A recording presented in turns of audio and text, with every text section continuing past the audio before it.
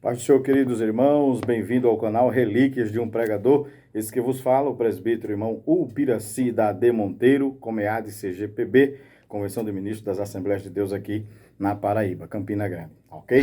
Estamos felizes de retornarmos aqui aos nossos assuntos, como sempre, postando para os irmãos novidades acerca do assunto que temos abordado, falando sobre os 3 princípios estabelecidos por Deus antes da queda. Para Adão viver ali bem no Jardim do Éden, o Senhor estabeleceu 3 princípios.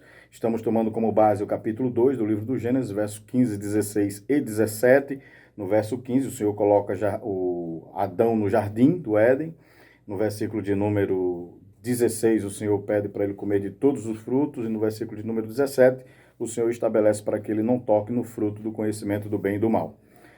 Estivemos falando sobre esses 3 princípios. Quais são eles? Primeiro, compromisso. Deus estabelece ali no Jardim do Éden para Adão o compromisso de zelar pelo jardim. Segundo, liberdade. Comerás tudo quanto tem no jardim livremente. Isto fala de liberdade. Terceiro, não tocarás no fruto do conhecimento. Limites. Então são os 3 princípios que estamos abordando.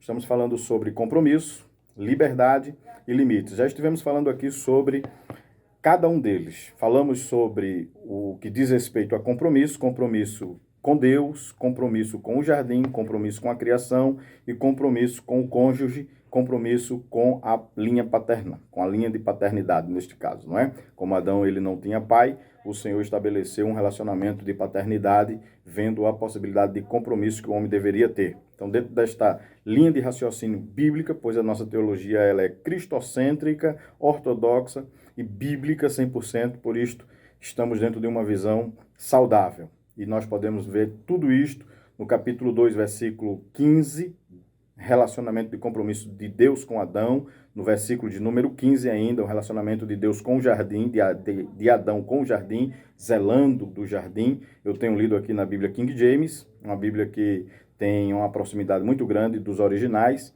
Também nós podemos observar Gênesis 2,19, um relacionamento de compromisso com a criação, um relacionamento de compromisso com Eva, capítulo 2, versículo 22 e 23. Estamos aqui dando uma rápida retrospectiva para prosseguirmos para o 3º princípio. Isto no que diz respeito ao primeiro princípio, compromisso com Deus, com o jardim, com a criação, com o cônjuge e com a linha paterna.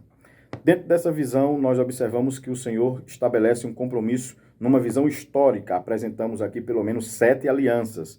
Isto fala de compromisso ao longo da história com a raça humana, com a nação de Israel e com a raça humana nas dispensações vivenciadas. Nessa visão histórica de compromisso, nós temos a aliança edênica, adâmica, noética, mosaica, abrâmica, davídica e temos a aliança, ou a nova aliança que é estabelecida e que estamos vivenciando nesta dispensação. Logo, compromissos sempre o Senhor esteve estabelecendo com o homem desde a criação e até hoje permanece.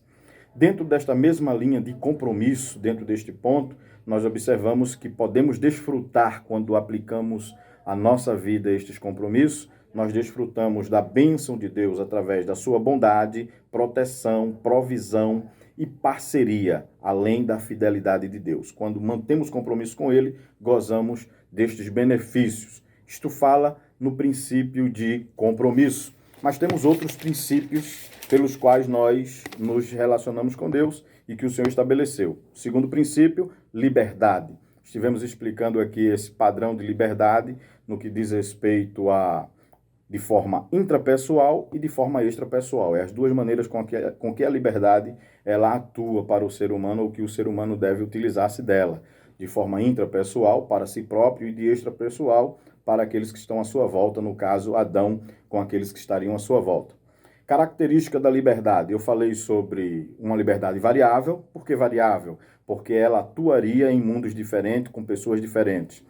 Quantitativa ou coletiva, podemos usar esse termo, quantitativa e coletiva, por quê? Porque ele não utilizaria-se dela sozinho, ele estaria em uma quantidade de pessoas, em uma quantidade de situações, então precisaria ver essa liberdade até onde ela ia, ou até onde ela poderia ir. Esta é a visão característica da liberdade, quantitativa, variável e qualificativa. Área de atuação desta liberdade. Nós estivemos mostrando aqui, Gênesis 1, versículo 28 a 30, no ambiente. Quais seriam os ambientes de atuação desta liberdade? O habitat terrestre, habitat aéreo, habitat aquático, que seriam os mundos onde Adão haveria de se relacionar para poder dominar, ok? Com quem exercermos, ou com quem Adão deveria exercer esta liberdade, este princípio de liberdade? No mundo do homem, no mundo do ser humano, no mundo animal e no mundo vegetal. Para quê? Para descobrir, nomear e dominar. Esses são os objetivos da liberdade. Deus deu liberdade ao homem para isso, para que ele descobrisse a natureza dos animais, a espécie, que é réptil, que não é, enfim, ele teria que ter toda uma descoberta.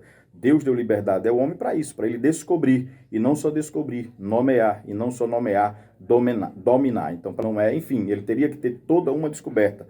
Deus deu liberdade ao homem para isso, para ele descobrir, e não só descobrir, nomear, e não só nomear, dominar. Então, para dominar, ele precisava descobrir, e ele precisava conhecer o que estaria dominando. Então, estes são as características da liberdade que Deus estabeleceu para o homem, sendo ela variável, sendo ela quantitativa e qualificativa.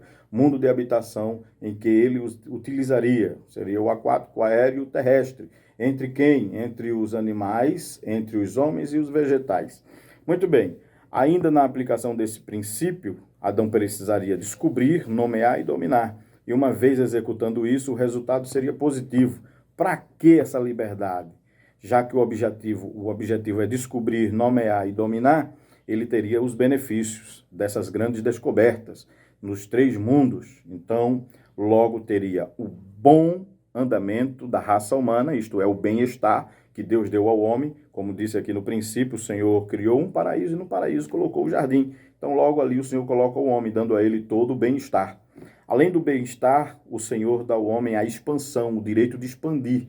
O Senhor deu liberdade a ele para que ele expandisse, para que ele evoluísse. Por isso nós temos hoje aí um avanço enorme tecnológico, científico, em todas as áreas. Isto foi a princípio da partida da liberdade dada ao homem, que hoje pode ser exercida para o bem-estar, para a expansão e, por fim, unificação.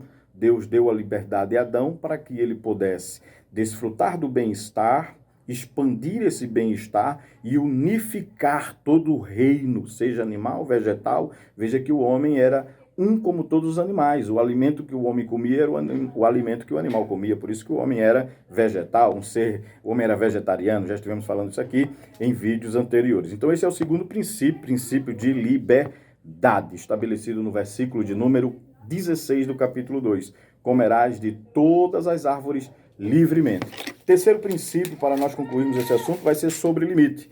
E no que diz respeito a isso, nós observamos que limite tem uma ideia. No mundo espiritual, no mundo animal, no mundo vegetal, no mundo humano, e tem uma visão objetiva dos limites. Nós vamos dar continuidade a este assunto no próximo vídeo. Aguardo você lá, se inscreva no canal Relíquias de um Pregador, mas fica aqui então estabelecido que estaremos falando sobre limites.